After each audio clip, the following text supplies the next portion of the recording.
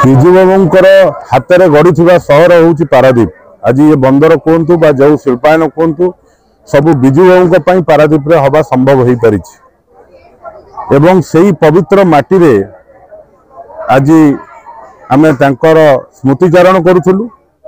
किंतु ता सहित राजनीतिक पाणीपाग बदलला परे जो भलिया भाव रे शिल्प मंत्री पारादीप को अशांति करने चेष्टा करुचंती किछि असामाजिक युवक मान को धरी विभिन्न शिल्पायन रे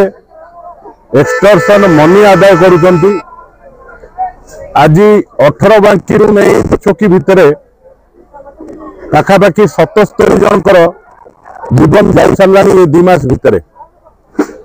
मंत्री बारंबार लोकों को प्रतिश्रुति देले मध्य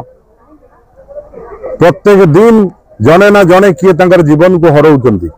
गोटे परिवार ता बापा को कि माँ को का भौणी को कि भाई को हरौछ।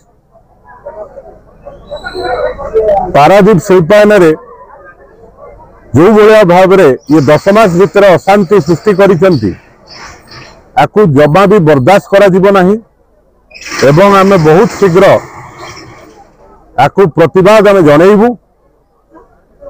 आपण माने जानि परिबे कि जो भलिया भाव रे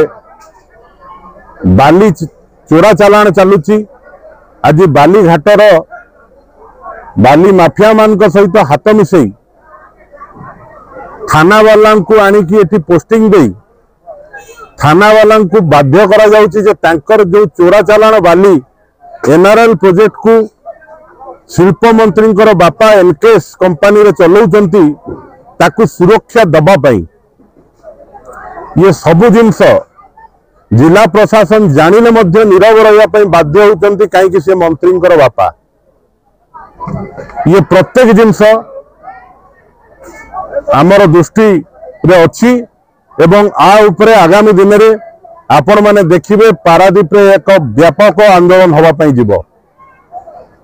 आकु जमा भी बर्दाश्त करा जीवो नाही। आज से विषय रे आमे पारादीपवासी सहित आलोचना करूलु एवं मु आशा करी जे यही सबु जिनसरू शिल्प मंत्री निजको निवृत्त रखिबे न तो शिल्प मंत्री थाइकरी शिल्प नगर रे तांको विरुद्ध रे एठी जन आंदोलन सृष्टि हबो।